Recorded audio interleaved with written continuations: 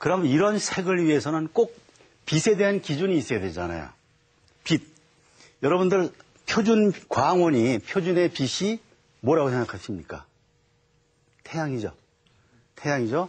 근데 국제협약에 의해서 표준 광원을 제시합니다. 그거는 모든 본부가, 유엔 본부가 가장 많이 자리 잡고 있는 스위스의 제네바. 제네바의 오후 2시 날씨가 표준 광원이에요. 그래서 이러한 그 색상 체제 말고 자연이 어떻게 변해가는지 한번 지금부터 여러분과 같이 세계 여행을 떠나는 겁니다. 지금 보시는 거는 모란입니다. 모란. 모란은 동양의 꽃의 여왕이라고 그러잖아요. 서양의 여왕은 장미고. 근데 장미는 거의 봄부터 가을까지 피잖아요. 모란은 3일 정도 피면 많이 펴요. 봉우리가 져가지고 꽃이 폈다가 순식간에 확 날아가 버리고 없어져요. 그래서 더 그 아름답다고 보는지 모르는데, 그런데 모란은 우리가 생각하는 빨간 모란이 아닙니다. 처음에 꽃봉오리는 초록으로 시작이 돼요. 초록으로 시작이 돼서 빨갛게 물이 드는 겁니다. 초록이. 보세요. 꽃잎이 초록이 이제 빨간 게 물이 들어가면 초록이 없어지게 되죠. 우리가 고추밭에 가서 고추를 들여다보면 고추가 하얀 꽃이 펴서 거기에 연두빛 고추가 열려서 그게 다시 초록색 고추가 돼서 그 다음에 빨간색이 쳐들어가잖아요, 여기를. 쳐들어가서 결국은 빨간색이 다 점령을 해요. 그 다음 그 빨간 건 가을에 그 빛이 현란하잖아요. 그 다음에 겨울로 들어가면서 다시 탑니다, 주황색으로. 그렇게 타서 그 색깔은 결국 한겨울이 되면서 흰색이 돼요. 흰색이 되고 그 다음에 다시 소멸되는 거죠. 그래서 색의 끝은 희다 이렇게 얘기하잖아요. 고추를 보면 역시 하얀 꽃에서 시작해서 하얀 고추로 가는구나 이런 생각이 들죠. 그럼 모란을 보시면 참 그 경계도 아름답지만 이렇게 물 들어가는 그런 색깔들에 섞이는 것이 뭐라 할까요? 경이롭다고 그럴까요? 그런데 이 색이라는 것은 보여지는 색보다 색이 빛이 투과됐을 때 또 달라집니다. 뒤에서. 그 다음에 이거는 아침 이슬에 젖어 있는 거죠. 아침 이슬에 젖어 있을 때 또 다르죠. 그 다음에 또 뭐가 다르겠어요? 만져보면 또 다른 거죠. 그러나 우리는 불행스럽게도 색이라는 것은 그냥 책에서 찍힌 거, 옷에 찍힌 거로서 알고 있는 거죠. 여러분들이 어릴 때부터 이런 꽃잎을 만져보고 땅에 떨어진 꽃잎을 보면서 아쉬워하고 이런 감성이 있었을 때 빨간색 하면 빨간색은 어떻다는 걸 기억하게 되는 거죠. 그런 경험이 없으면 빨간 것은 그냥 빨간 거로 끝나는 거죠. 빨간 거에도 쭉 추적을 해보면 수만 가지의 색깔이 나올 수 있는 거죠. 색의 세계는 무한한 겁니다. 무한한 것 중에 일부를 잘라서 우리가 색상환 속에 집어넣은 거죠. 이슬이에요.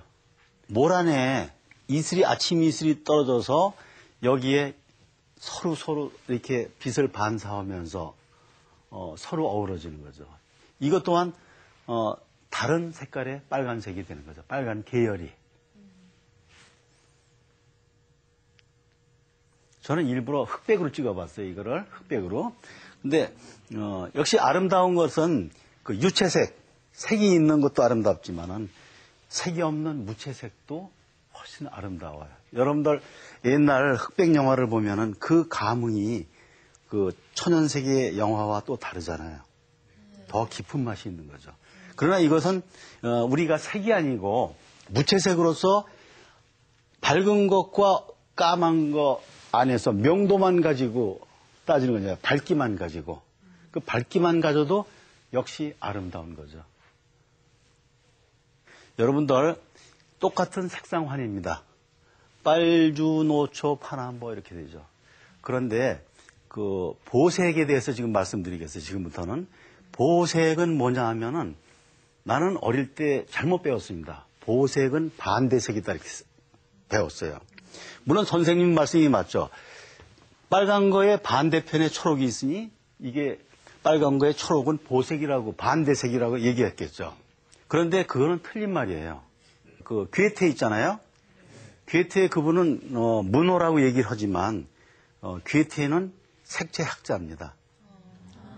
뉴턴이 1666년에 광학에 대한 책을 썼잖아요. 자주색을 만들어 놓고. 그런데 그 뉴턴은 물리학자였어요. 괴테가 이태리를 여행하고 온 다음에 색채론을 씁니다.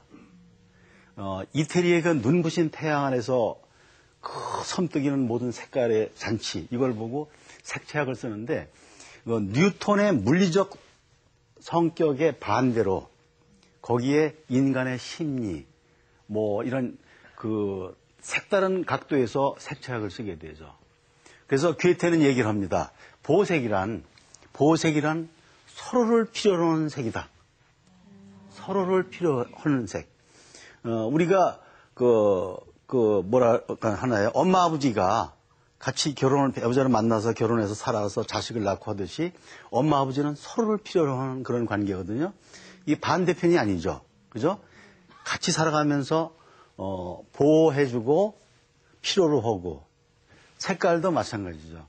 서로를 도와주는 그런 보합의 관계가 보색인 거죠. 그걸 저는 반대색으로 배웠으니까 잘못된 거죠. 그런데 그 프랑스의 그 화학자, 그러니까 슈브렐이라는 사람이 있는데, 그분은 무슨 얘기를 하냐면은 1800년대에 그런 얘기를 해요. 아름다움의 기준은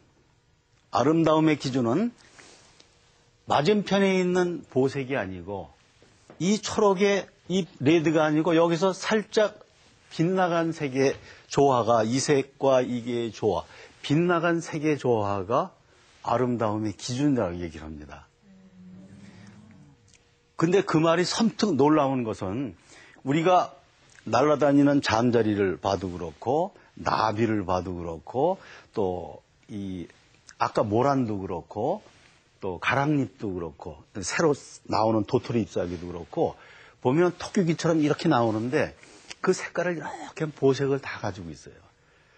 자연계에서는 하나의 색깔이 없습니다. 늘 도와주는 색이 따라다녀요. 도와주는 색이. 그림을 그려도 어느 한 색깔로만 그리면 재미가 없는데, 거기에 보색이 요만큼만 들어가주면 색이 확 살아나요. 그게